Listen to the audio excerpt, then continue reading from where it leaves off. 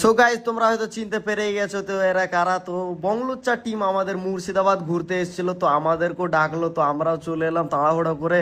তো ফাটাফাট দেরি না করে আমরা হাজারদুয়ারি পৌঁছে গেলাম। মানে ঘোরাঘুরি চালু হয়ে গেছে, দেখতে পাচ্ছ এখানে ছবি তোলাতুলি হয়ে গেছে।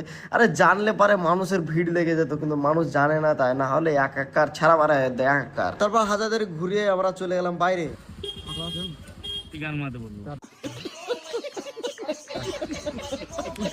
ডাইরেক্ট রোস্ট ভাল লাগছে না, ইন্সপিরেশন যারা তাদের কাছে রোস্ট হয়ে খুব ভালো লাগবে, আবার হয়ে দেখবে খুব ভালো লাগবে, মজা লাগছে।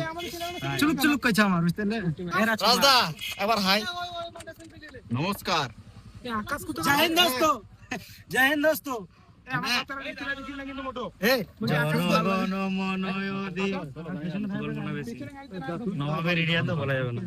না বলা যাবে।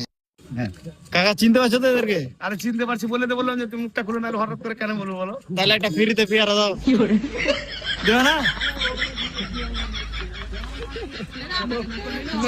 দিবা না নাকি?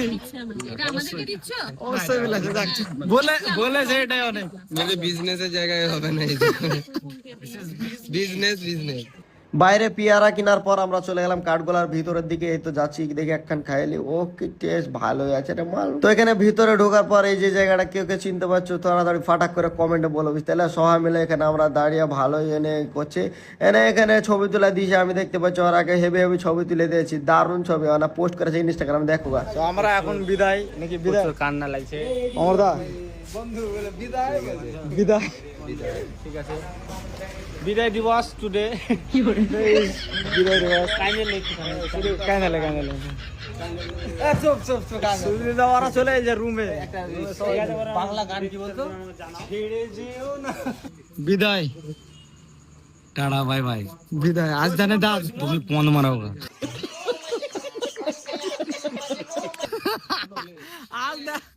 আজ দেখা হবে না, বুঝতে পারলে? আর যেন নাও দেখা হয় তাই ভাবছো। কেন দেখা হবে না? দেখা হবে, বোলপুর গেলে দেখা হবে। বোলপুর কবে যাবে সেটা বলো, তাহলে পরে আমরা সেরকম ভাবে। তোরা বল কবে যাবে সেটা বলো, সেই টাইম করে আমরা বাইরে ট্যুর মেরে দেবো। চাপলে খুব ভালো লাগে। মিস করে ডাইরেক্ট বলবি একদম দামি